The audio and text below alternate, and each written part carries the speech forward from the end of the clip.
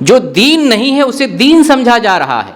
جیسے ایک جاوید احمد غامدی کو لے لیں, ایک نام, بڑا نام ہے, اور ایک بڑا طبقہ انہیں فالو کر رہا ہے, اور وہ بندہ ایک نیا دین پیش کر رہا ہے.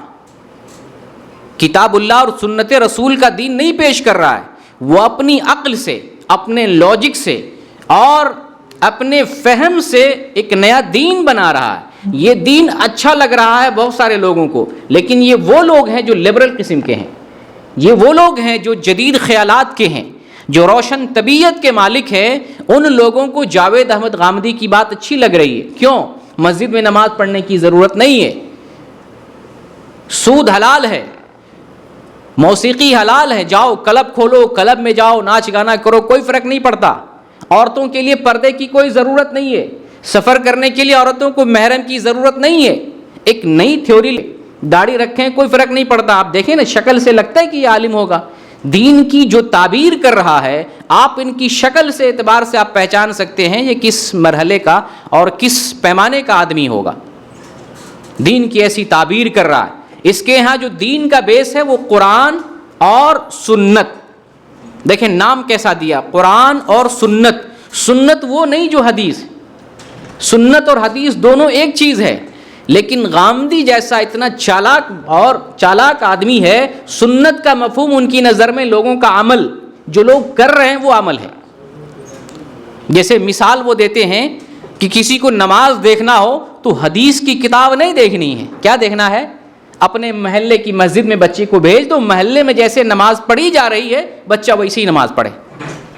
ہمارے ہاں کے محلے کی جو مسجدیں ہیں وہاں تو اپنی اپنی مسجدوں کو لوگوں نے تقسیم کر رکھا ہے. ہم وہاں جا کر عبادت کیا دیکھیں گے؟ کتنے ساری مسجدوں میں دوسروں کو جانا منع ہے, یہاں نو انٹری فلاں کے لیے, نو انٹری فلاں کے لیے. مسجدوں کو لوگوں نے تقسیم کر لیا, اور یہ بندہ بھیج رہا ہے کہ دیکھو مسجد میں جو کچھ ہو رہا ہے اس طرح سے کر لو, اسی طرح سے نماز پڑھ لو. جبکہ عبادت کا معاملہ کیا ہے؟ سر کا جو بال ہے یا ذرہ ریت ہے اس کے برابر بھی اپنی عقل سے عمل نہیں کر سکتے, شریعت سے دلیل ہونی چاہیے. یہ پورا کا پورا دین کیا بتا رہا ہے یہ غامدی صاحب؟ لوگوں کو دیکھو لوگ کیا کر رہے ہیں, وہ دین ہے. اس لیے ان کا یہ کہنا, یہ جو معروف اور منکر کی بھی جو بات ہو رہی ہے, وہ یہ کہہ رہے ہیں معروف اور منکر دین سے نہیں طے کیا جائے گا, شریعت سے. معروف اور منکر لوگوں کی طبیعت طے کرے گی. اچھی چیز کیا ہماری طبیعت طے کرے گی, بری چیز کیا ہماری طبیعت طے کرے گی. بتائیے, دین کا جنازہ نکل جائے گا. کسی کو شراب پینا اچھا لگتا ہے, اس کی طبیعت کیا کہے گی؟ شراب اچھا ہے, شراب بہتر ہے. کسی کو زناکاری اچھی لگ رہی ہے, زناکاری کو اچھائی سمجھے گا.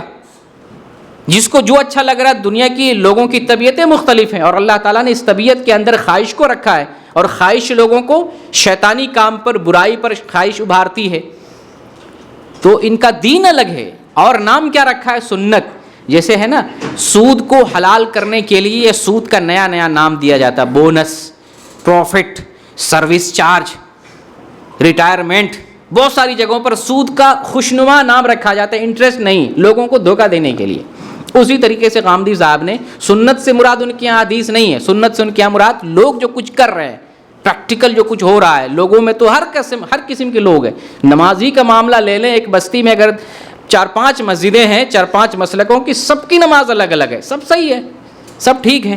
اور دیکھیں, ایسے آدمی کو مرزا انجینئر اپنا استاد کہتا ہے, اور یہاں تک کہتا ہے کہ دنیا میں اس سے بڑھ کر کوئی پڑھا لکھا نہیں, اس سے بہتر بڑا عالم دین نہیں. آج لوگ انجینئر مرزا کو بڑی تعداد میں فالو کر رہے ہیں, اہل حدیث نوجوان طبقہ بھی فالو کر رہا ہے. حیرت اور افسوس کی بات ہے, جو ایک نیا دین گڑھ رہا ہے, یہ بندہ اس کو اپنا استاد مانتا, دنیا کا سب سے بڑا عالم دین سمجھ رہا ہے. اور لوگ سمجھتے ہیں انجینئر مرزا یعنی اصل اسلام پیش کر رہا ہے.